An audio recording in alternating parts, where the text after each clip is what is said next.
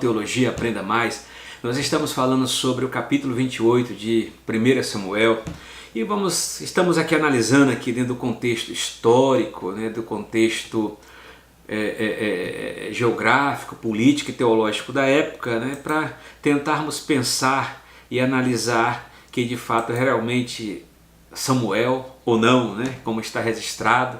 Nós analisamos ponto de vista, opiniões, né, principalmente do judaísmo, até dentro do Talmud, Flávio Joséfo, dentro do contexto judaico, que de fato acreditava, né, que quem apareceu no capítulo 28 foi Samuel, ou um anjo bom, ou o próprio Deus, né, mas de fato não acreditava que fosse um demônio, né? Essa tradição realmente que venceu um demônio apareceu lá no século II, início do século III, com a pessoa de Tertuliano, né, que dentro da leitura do texto do capítulo 28 dizia que de fato ali não foi Samuel, mas sim um demônio dentro de uma manifestação. E eu pude ressaltar também nos vídeos anteriores sobre essa questão histórica, né, como se pensa, analisa grandes homens dentro da história do cristianismo, grandes vultos, grandes pensadores, grandes eruditos, e pude colocar a ala daqueles que acreditam que de fato foi Samuel que apareceu no capítulo 28 e aqueles que acreditam que de fato não foi Samuel que apareceu no capítulo 28, mas sim o demônio. Então, dentro dos vídeos anteriores, a pergunta foi essa: quando Saul consulta a pitonisa de Endor, diz a Bíblia que Samuel sobe da terra, né? É o texto literal, né? Isto realmente é verídico? Foi da parte de Deus ele ter subido da terra? Existe outro episódio semelhante a esse na Bíblia Sagrada? Então é isso que nós vamos estar analisando dentro do texto bíblico, dentro do capítulo 28, né? Fazer um apanhado, vamos analisar. Mas quais são os sistemas de interpretações que você vai usar? Né? Você vai usar uma alegoria, espiritualizar o texto, você vai ler o texto entre as suas entrelinhas, procurar um núcleo espiritual? Não.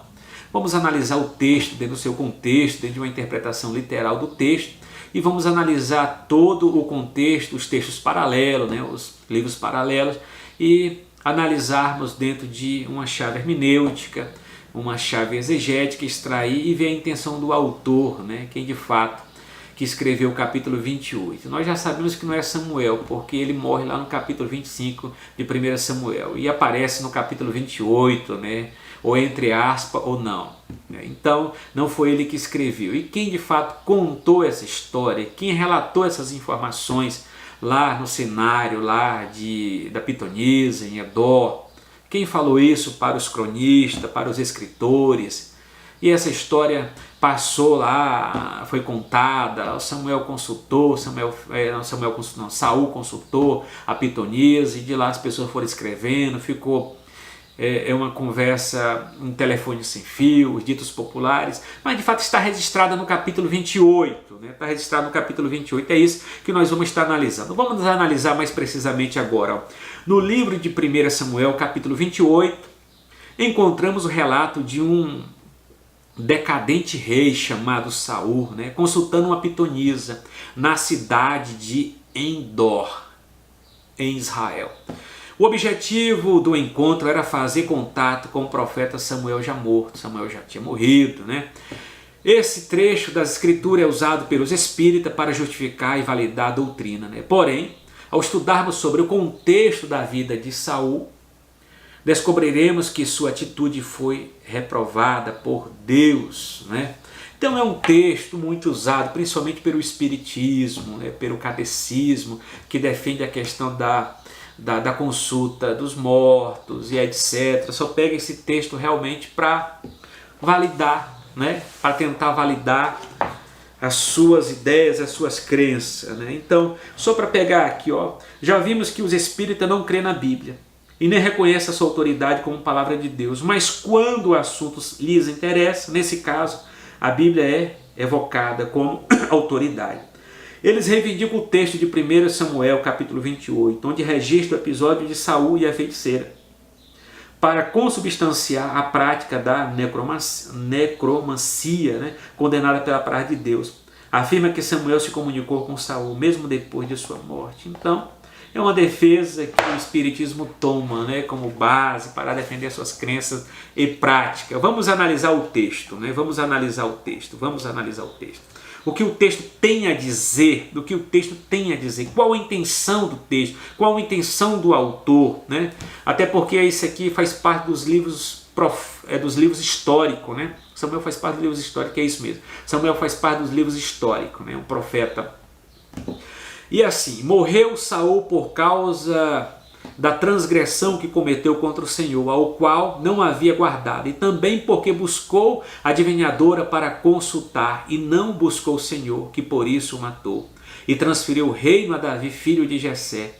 Isso está registrado em 1 Crônicas, capítulo 10, versículo 13 e 14, né? E pitonisa, vamos dar um conceito aqui chave, né? Pitonisa era assim chamada mulheres que servia a Piton, deusa da magia e da adivinhação. Como sacerdotisa no oráculo de Pitos, Delfos, né? A primeira pitonisa surgiu na Grécia. Servia em Delfos, né? Que era um templo sagrado. Devido ao grande número de consultas, a atividade se expandiu.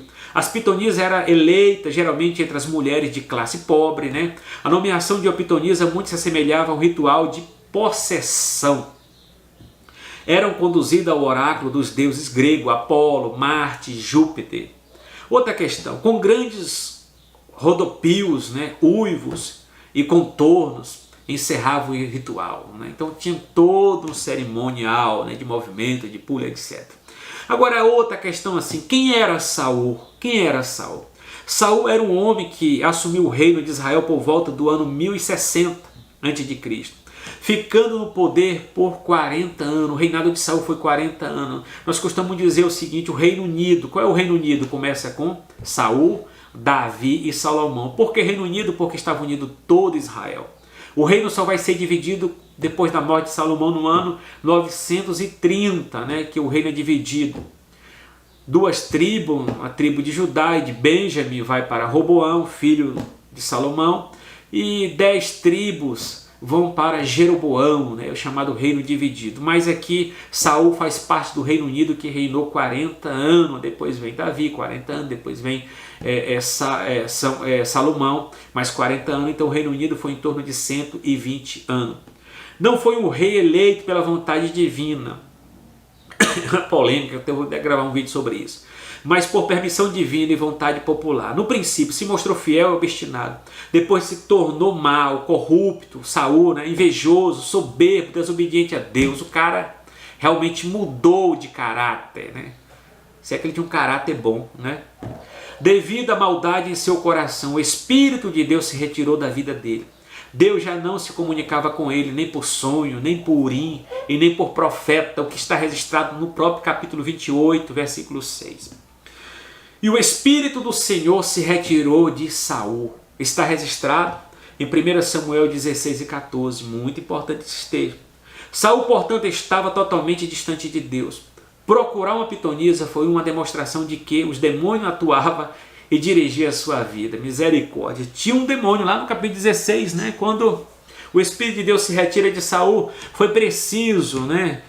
Quando na contratação de Davi para tocar harpa, para espantar aqueles espíritos maus que perturbavam, Saul não estava possesso de demônio. Saul estava sendo oprimido, é muito diferente. Possessão é interna, é tomar o corpo de uma pessoa, né? Todo o comportamento de uma pessoa. E agora, opressão é a parte externa de se oprimir. O espírito maligno estava oprimindo Saul.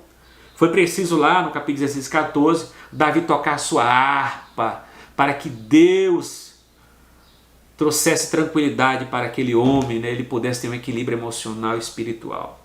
Saul, portanto, estava totalmente distante de Deus, e procurar a pitonisa foi uma demonstração de que os demônios atuavam e dirigiam a sua vida. Misericórdia. Samuel, servo de Deus, apareceu mesmo naquela sessão espírita. Ali era uma sessão espírita, claro. Apareceu de fato. Em nenhum momento na narrativa é feita tal afirmação. A pitonisa invoca o morto, né? Ao aparecer Samuel, saúda Saul. A mulher grita apavorada. Por que grita a pitonisa? Saul estava ali disfarçado. O primeiro grito porque Saul apareceu lá, e dos homens de Israel Saul era o cara mais alto. E ele aparece lá disfarçado. Saul mandou fazer uma varredura, né? Tirando todas as pitonisas, adivinhos, necromantes e etc. de Israel. Mas ainda sobra uma pitonisa lá na cidade de Endor, né? E lá Saul chega, aparece disfarçado. Novamente, em nenhum momento na narrativa é feita tal afirmação. A pitonisa invoca um morto. Ao aparecer Samuel, sauda Saul. A mulher grita apavorada. Por que grita a pitonisa? Saul estava ali disfarçado, um homem grande disfarçado, ela sacou que era o rei. No começo do seu reinado, em obediência a Deus, matara pitonisas, cumprindo o Êxodo capítulo 22, versículo 18. Então, o que eu ressaltei, ele matou muitas pitonisas, destruiu muitas sessões espíritas, invocações de morte. A feiticeira não deixara viver. A saudação de Samuel faz com que ela pense que o objetivo da estada de Saul ali era matá-la. Era isso. Temos que entender o contexto. Porque me tem enganado, pois tu mesmo és Saul. E ele a conforta. Não temas que é que vês, né? Então ele consola ela, né? Eu não vim para te matar, né? O que você está vendo, né? O que você está vendo? Ou a resposta dela. A pitonisa, a única que vê, Samuel descreve, né? Quem viu foi só ela. Saul não viu. O texto não está dizendo que ele viu. A única pessoa que vê de fato, que de fato era Samuel que está subindo, de fato entre aspas, estou fazendo narrativa. A pitonisa, a única que vê Samuel descreve. Vem subindo um homem ancião e está envolta numa capa, né? Entendendo Saul que era Samuel, inclinou-se com o rosto em terra e prostou-se. Isso está no versículo 24, no versículo 14 do capítulo 28. Saul não viu Samuel. Olha para o texto, Saul não viu Samuel. Ele entendeu que era Samuel. Ele somente entendeu que era Samuel. A pitonisa não viu Samuel. Viu um ancião envolto a uma capa. Um ancião envolto a uma capa. Mas ela não viu que de fato era Samuel. Nenhuma característica descrita é suficiente para confirmar a presença de Samuel naquele local. Não temos, vamos analisar mais um pouco. Outra questão aqui, a questão da reencarnação do mal. As previsões feitas a Saul foram de derrota e morte. As previsões só foram essas, né? As previsões feitas a Saul foram de derrota e morte. Ele queria ouvir de Samuel se subiria ou não a guerrear com os filisteus. Entretanto, ouviu: perderás a guerra, amanhã mesmo morrerás, com todos os filhos e estarás comigo. Isso está no versículo 19. Saul perdeu a guerra, né? Ele tinha 6 filhos, 3 morreram na batalha, né? Os filhos que morreram na batalha foi Jonatas, Abinadab, Malquizuá, né? Que morreu na batalha. Então morreu na batalha junto com o pai, junto com Saul, 3 filhos. Saul cometeu suicídio e se lançando sobre a sua própria espada. Jamais Saul poderia ir para o mesmo lugar onde estaria Samuel. As previsões só foram de quê? De derrota e morte. Outra questão também, resultado das previsões. Para 3 previsões, um acerto. Quem estava naquela sessão espírita não era Samuel, porque Deus sobre ele falou. Nenhuma de todas as suas palavras deixou cair em terra. Isso está em 1 Samuel capítulo 3, versículo 19. O Espírito de Deus nunca erra. Deus não é homem para que minta, e nem filho do homem para que se arrependa. Porventura diria ele, não faria, ou falaria e não confirmaria. Isso está registrado em capítulo números 23 e 19. A mentira é própria de Satanás, ele é o pai da mentira. João capítulo 8, versículo 44. Então, das previsões aqui, não é de fato Samuel.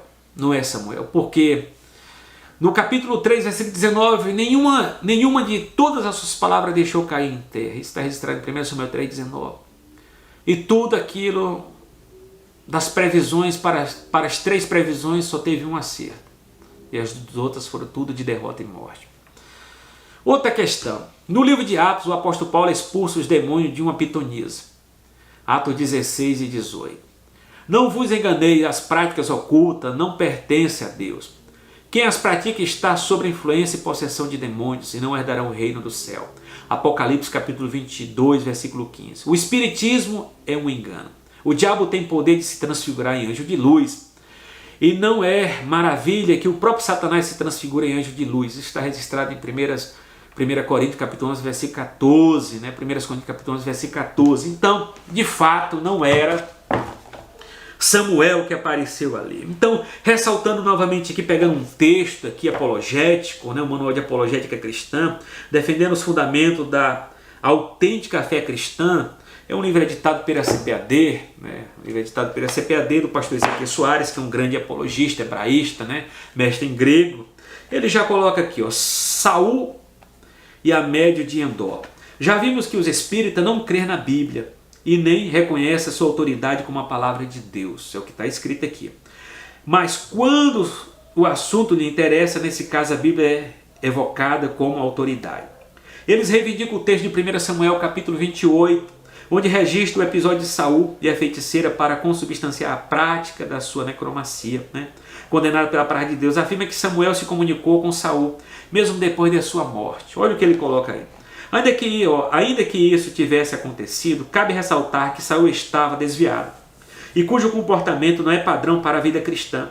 Devemos atentar ainda para o que a Bíblia manda e não para o que um desviado fez. Diz a Bíblia, em ti, se não acharás, se não achará quem faça passar pelo fogo o seu filho ou a sua filha, nem adivinhador, e nem prognosticador, e nem a feiticeiro, e nem a feiticeira, e nem encantador de encantamento, e nem quem consulte um espírito adivinho, e nem mágico, e nem que consulte os mortos. Está registrado em Deuteronômio capítulo 18, versículo 18, 10 e 1.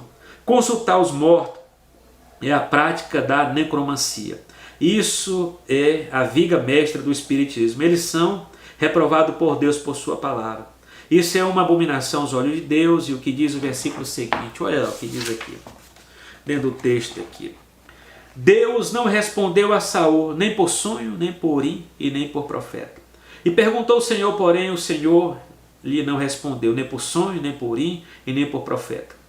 Samuel 28 e 6. Saul, em desespero, se disfarçou de cidadão comum e foi se consultar com uma médium. Samuel falou de fato com Saul nessa sessão espírita? Vamos aos fatos. À luz do contexto, a feiticeira de Endor falou com os deuses que subia e não com Saul, e não com Samuel. Além disso, só depois que a médium recebeu a entidade que reconheceu que era Saul. A partir de então, o suposto Samuel falava com Saul. É o que está registrado no capítulo 28, versículo de número 8 até o 12. Como podemos saber que era Samuel, mais um demônio disfarçado? A Bíblia apresenta algumas respostas que esclareceremos essas coisas. O suposto Samuel diz, amanhã tu e teus filhos estarás comigo, que já foi falado. Só para ressaltar aqui dentro do contexto, para contextualizar. 1 Samuel capítulo 28, 19. Saul não morreu no dia seguinte. A Bíblia Vida Nova, na nota de rodapé, afirma que Saul morreu 18 dias depois dessa visita médium. Basta somar os dias mencionados nessa narrativa bíblica para se confirmar isso. Não morreram todos os seus filhos no dia seguinte, e nem mesmo junto dele. Pelo menos Isbosete, Harmoni e Mefibosete sobreviveram. Vejamos o capítulo 2, versículo aqui, veja o 2 Samuel, capítulo 2 e 8, ou 2 Samuel 21 e 8. Um desviado que se suicida não vai para o mesmo lugar onde se encontra um profeta de Deus. Saul, portanto, não pode ter ido para junto de Samuel. Saul não foi entregue nas mãos dos filisteus, ele se suicidou. Saul tomou a espada e se lançou sobre ela. A Bíblia diz que Deus não deixa cair por lá. A Bíblia diz que Deus não deixou cair por terra nenhuma palavra de Samuel.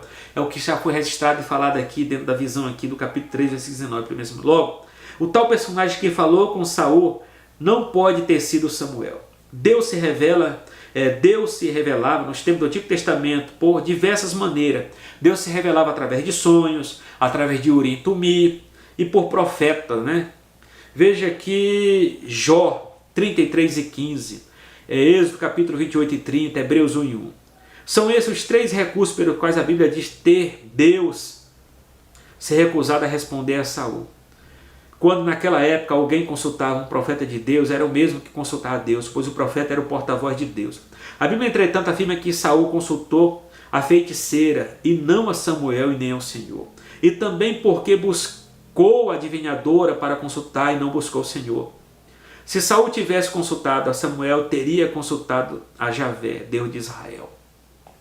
Então, para fecharmos aqui esse vídeo, diante de tudo isso, fica claro que essa entidade era um espírito demoníaco, disfarçado de Samuel, como aconteceu nas sessões espíritas ainda hoje.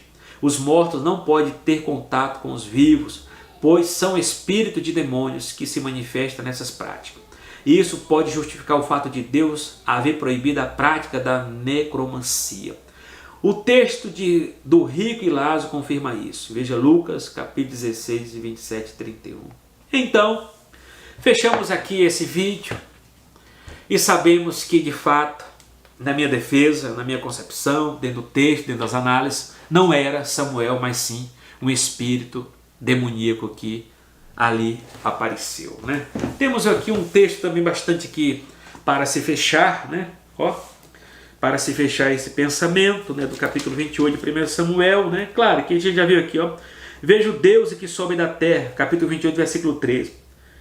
Os espíritos usam esse texto, entre muitos outros, para tentar justificar a mediunidade. Segundo ensina-se Saul, um rei escolhido por Deus, lançou mão dessa prática, também podemos fazer isso. É o pensamento do espiritismo, né? A voz da pedra angular diz que Samuel apareceu em um corpo teofônico da sexta dimensão. Também não tem base para isso, nem tem outros textos. Então a resposta apologética é essa. Em desobediência a todas as ordens divinas, contraria a comunicação com os mortos, Saul, desesperado pelo fato. Então, Deus, a Bíblia condena essa prática, né?